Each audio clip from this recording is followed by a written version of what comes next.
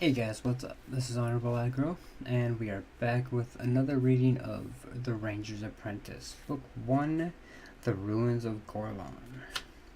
So we're on Chapter 9 this time, and in Chapter 8, Holt and Will were talking while their food was cooking in the kitchen, and they were just talking about what the Ranger Corps is, Will's past, like why Holt chose him to be his apprentice, all that kind of stuff. It was a good chapter, and this one, 9 and 10 are both kind of short, so I'm thinking I'll read both of them in this reading, so you'll get chapters 9 and 10 in this video. So, alright, let's get into it, and we're actually going to get into Horace this time. Horace dropped his pack on the floor of the dormitory and fell across his bed, groaning with relief. Every muscle in his body ached. He had no idea that he could feel so sore, so worn out. He had no idea that there were so many muscles in the human body that could feel this way. Not for the first time, he wondered if he was going to get through the 3 years of battle school training. He'd been a cadet for less than a week, and already he was a total physical wreck. When he'd applied for battle school, Horace had a vague notion of glittering armor-clad knights doing battle, while lesser folk stood by and watched in awed admiration. Quite a few of those lesser folk, in his mental picture, had been attractive girls. Jenny, his yearmate in the ward, had been prominent among them. To him, battle school had been a place of glamour and adventure. The battle school cadets were people that others looked up to and envied. The reality was something else. So far, battle school cadets were people who rose before the dawn and spent the hour before breakfast doing a severe course of physical training, running, lifting weights, standing in lines of 10 or more to lift and hold heavy logs over their heads. Exhausted by all this, they were then returned to their quarters, where they had the opportunity to take a brief shower. The water was cold, before making sure the dormitory and ablutions block were absolutely spotless. Quarters inspection came after that, and it was painstaking. Sir Carl, the weary old knight who carried out the inspection, knew every trick in the book when it came to taking shortcuts in cleaning the dormitory, making your bed, and stowing your kit. The slightest infringement on the part of one of the 20 boys in the dormitory would mean all their kit would be scattered across the floor, their beds turned over, the rubbish bins emptied on the floor, and they would have to turn to and start again, in the time when they should have been having breakfast. As a consequence, new cadets only tried once to pull the wool over Sir Carl's eyes.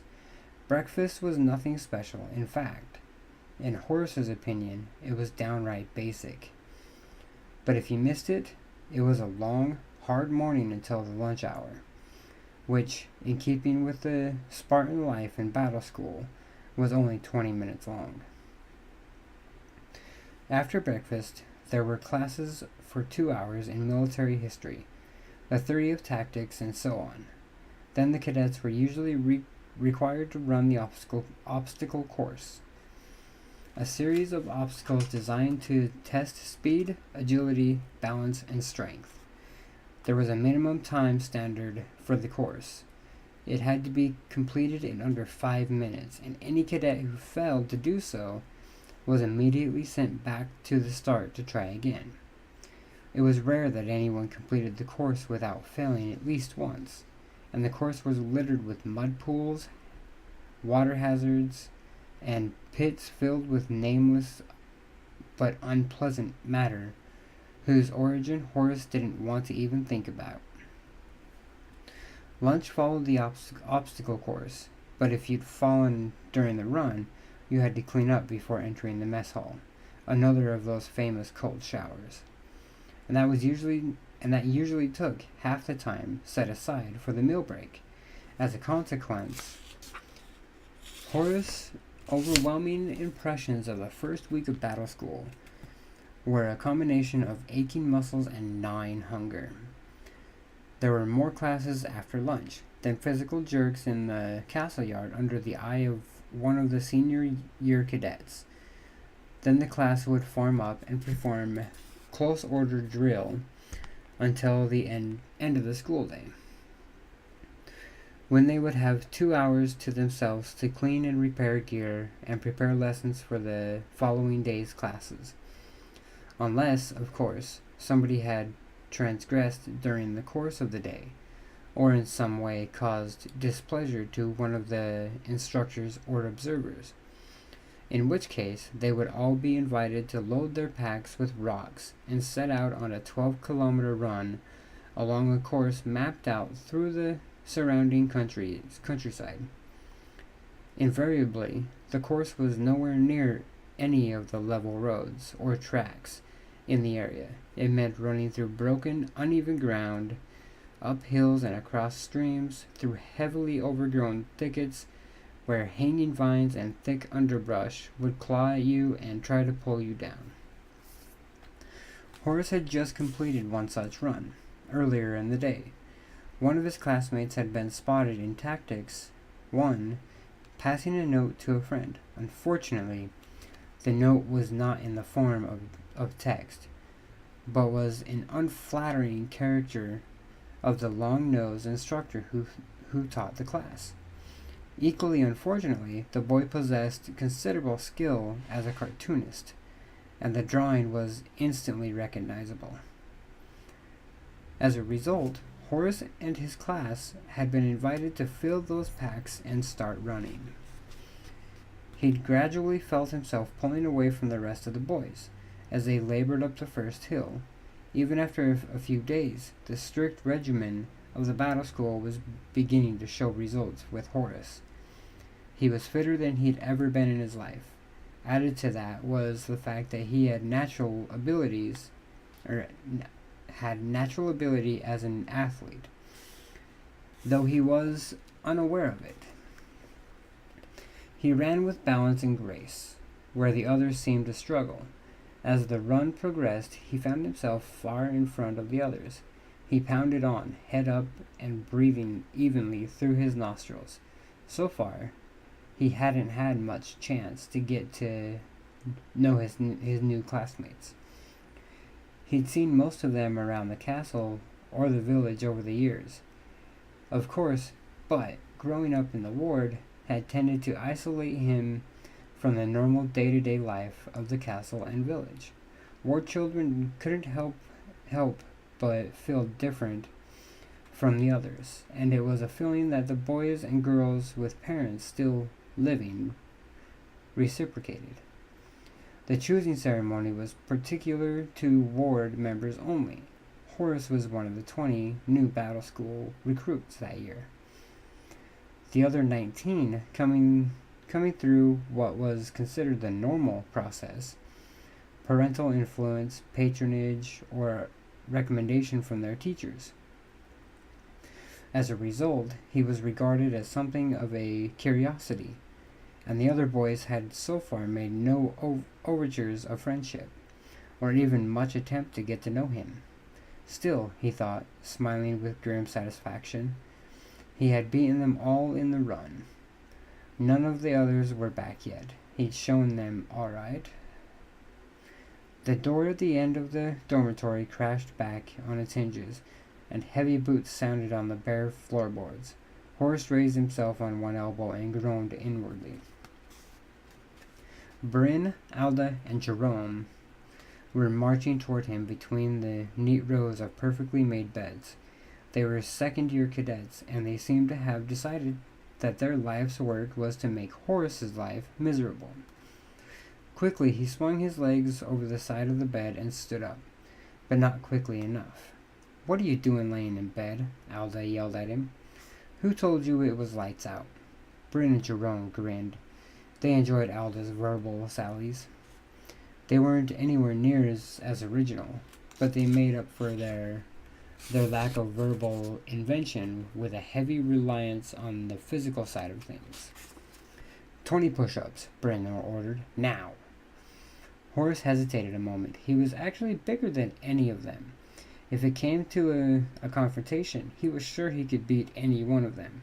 But there were 3, and besides, they had the authority of tradition behind them. As far as he knew, it was normal practice for second year to treat first-year cadets like this. And he could imagine the scorn of his classmates if he were to complain to authority about it.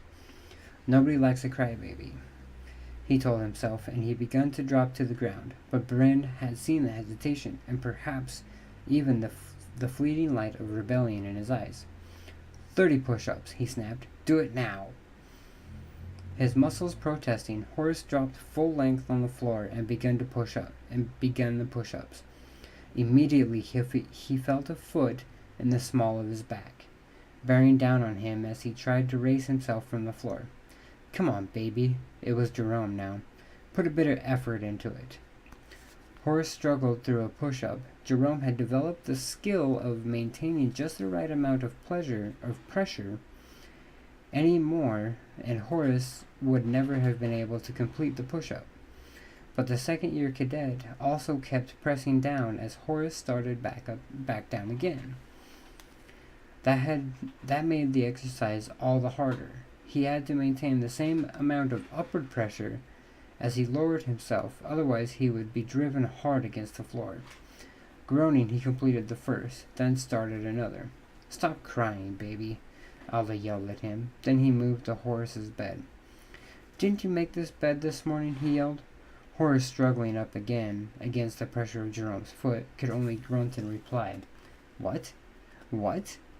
Alda bent so that his face was only centimeters away. What's that? Baby? Speak up! Yes, sir, Horace managed to whisper. Alda shook his head in an exaggerated movement. No, sir, I think, he said, standing upright again. Look at this bed. It's a pigsty.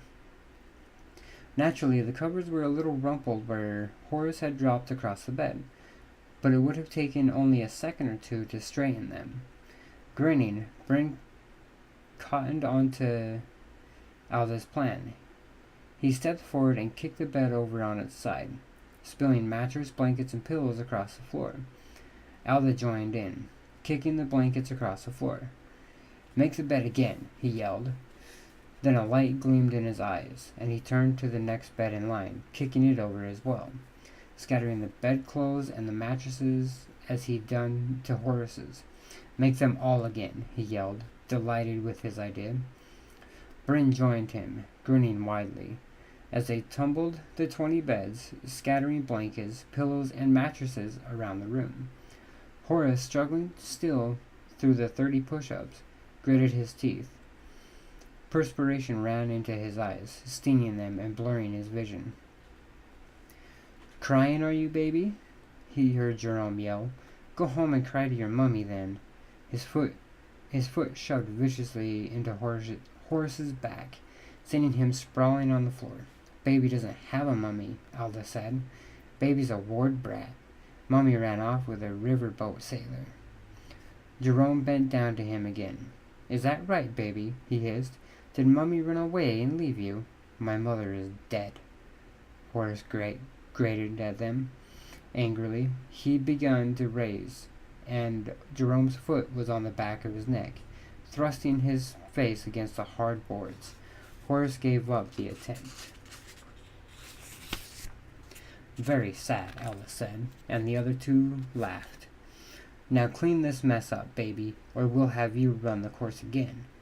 Horace lay exhausted as the 3 older boys swaggered out of the room, tipping footlockers over as they went, spilling his roommates' belongings onto the floor. He closed his eyes as salt perspiration stung its way into them again. I hate this place, he said, his voice muffled by the rough planks of the floor. Alright, chapter 10. We're getting back into Will and Holt on this chapter. Time to learn about the weapons you'll be using, said Holt.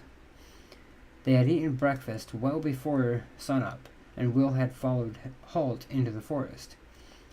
They walked for about half an hour, with the ranger showing Will how to glide from one patch of shade to the next, as silently as possible.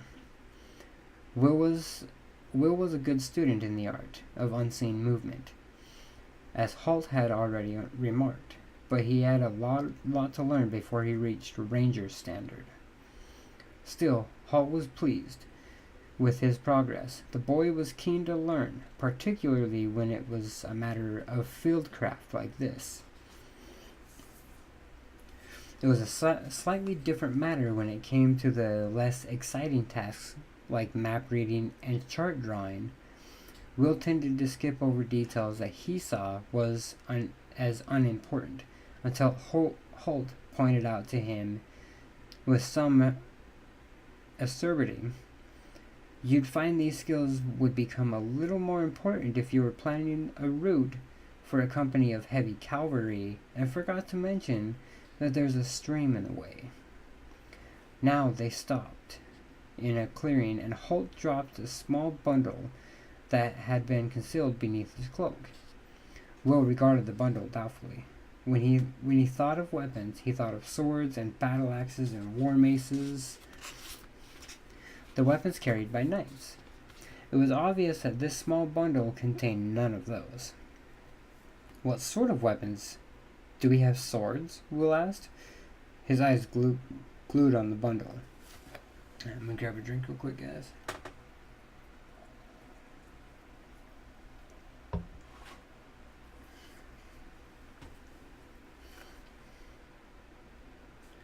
No, then we have a bow, he said, and placed it at Will's feet. Will's first reaction, I'm gonna start that part over. So then do we have a sword? Will said hopefully. Holt knelt and unwrapped the bundle. No, then we have a bow, he said, and placed it at Will's feet. Will's first reaction was one of disappointment. A bow was something people used for hunting, he thought. Everyone had bows. A bow was more of a tool than a weapon. As a child, he had made his fair share of them himself, bending a stringy tree branch into shape. Then, as Holt said nothing, he looked more closely at the bow. This, he realized, was no bent branch. It was unlike any bow that Will had seen before. Most of the bow followed one long curve, like a normal longbow. But then each tip curved back in the opposite direction. Will, like most of the people of the kingdom, was used to the standard longbow, which was one long piece of wood bent into a continuous curve. This one was a good deal shorter. It's called a recurve bow, said Holt, sensing his puzzlement. You're not strong enough to handle a full longbow yet, so the double curve will give you extra arrow speed and power with a lower draw weight. I learned how to make one from the Temujai. Who are the Temujai? Asked Will, looking up at the strange bow. Fierce fighting men from the east, said Holt, and probably the world's finest archers. You fought against them? Against them, and with them for a time, said Holt. Stop asking so many questions. Will glanced down at the bow in his hand again. Now that he was becoming used to its unusual shape, he could see that it was a beautifully made weapon. Several shaped strips of wood that had been glued together, with their grains running in different directions. They were of different thickness, and it was this that achieved the double curve of the bow. As the different forces strained against each other, bending the limbs of the bow into a carefully planned pattern, Maybe, he thought, this really was a weapon after all. Can I shoot it? He asked. Halt nodded. If you feel that's a good idea, go ahead, he said. Quickly, Will chose an arrow from the quiver that had been in the bundle alongside the bow, and fitted it to the string. He pulled the arrow back with his thumb and forefinger, aimed at a tree trunk some 20 meters away, and fired. Whack! The heavy bowstring slapped into the soft flesh on the inside of his arm, stinging like a whip. Will yelled with pain and dropped the bow as if it were red hot. Already a thick red welt was forming on his arm. It throbbed painfully. Will had no idea where the arrow had gone, nor did he care. That hurt, he said, looking accusingly at the ranger. Halt shrugged. You're always in a hurry, youngster, he said. That may teach you to wait a little next time. He bent to the bundle and pulled out a long cuff made of stiff leather. He slid it onto Will's left arm so that it would protect him from the bowstring. Ruefully, Will noticed that Halt was wearing a similar cuff. Even more ruefully, he realized that he'd noticed this before, but never wondered about the reason for it. Now try it again, said Halt. Will chose another arrow and placed it on the string. As he went to draw it back, Halt stopped him. Not with the thumb and finger, he said. Let the arrow rest between the first and second fingers on the string, like this. He showed Will how the knock of the butt end of the arrow actually clipped to the string and held the arrow in place. Then he demonstrated how to let the string rest on the first joint of the first, second, and third fingers, with the first finger above the knock point and the others below it. Finally, he showed him how to allow the string to slip loose so that the arrow was released. That's better, he said, and as Will brought the arrow back, continued. Try to use your back muscles, not your arms. Feel as if you're pushing your shoulder blades together. Will tried it, and the bow seemed to draw a little easier. He found he could hold it steadier than before. He fired again. This time he just missed the tree trunk he'd been aiming for. You need to practice, said Halt. Put it down for now. Carefully, Will laid the bow down on the ground. He was eager now to see what Halt would produce from the bundle. There are ranger's knives. These are ranger's knives, said Halt. He handed Will a double scabbard, like the one he wore on his left-hand side of his own belt. Will took the double scabbard and examined it. The knives were set one above the other. The top knife was the shorter of the two. It was a thick, heavy grip. It was thick, heavy grip made of a series of leather discs set one above the other. There was a brass crosspiece between the hilt and the blade, and it had a matching brass pommel. Take it out, said Halt. Do it carefully. Will slid the short knife from the scabbard. It was an unusual shape, narrow at the hilt. It tapered out sharply, becoming thicker and wider for 3/4 of its length, to form a broad blade with the weight concentrated towards the tip. Then a steep reverse taper created a razor-sharp point. He looked curiously at Halt. It's for throwing, said the ranger. The extra width at the tip balances the weight of the hilt, and the combined weight of the two helps drive the knife home when you throw it. Watch. His hand moved smoothly and swiftly to the broad-bladed knife at his own waist. He flicked it free from the scabbard and, in one smooth action, sent it spinning towards a nearby tree. The knife thudded home into the wood with a satisfying thwack. Will looked at Halt, impressed with the ranger's skill and speed. How do you learn to do that? He said. Holt looked at him. Practice. He gestured for Will to inspect the second knife. This one was longer. The handle was the same leather disc construction, and there was a short, sturdy crosspiece. The blade was heavy and straight, razor sharp on one side, thick and heavy on the other. This is in case your enemy gets to close quarters, said Holt. Although if you're any sort of an archer, he never will. It's balanced for throwing, but you can also block a sword stroke with that blade. It's made by the finest stillsmiths in the kingdom. Look after it and keep it sharp. I will, the apprentice said softly, admiring the knife in his hands. It's similar to what the Scandians call a sax knife, Holt told him. Will frowned at the unfamiliar name, and Holt went on to explain further. It's both weapon and tool. A sea-axe, originally, but over the years the words sort of slid together and to become sax.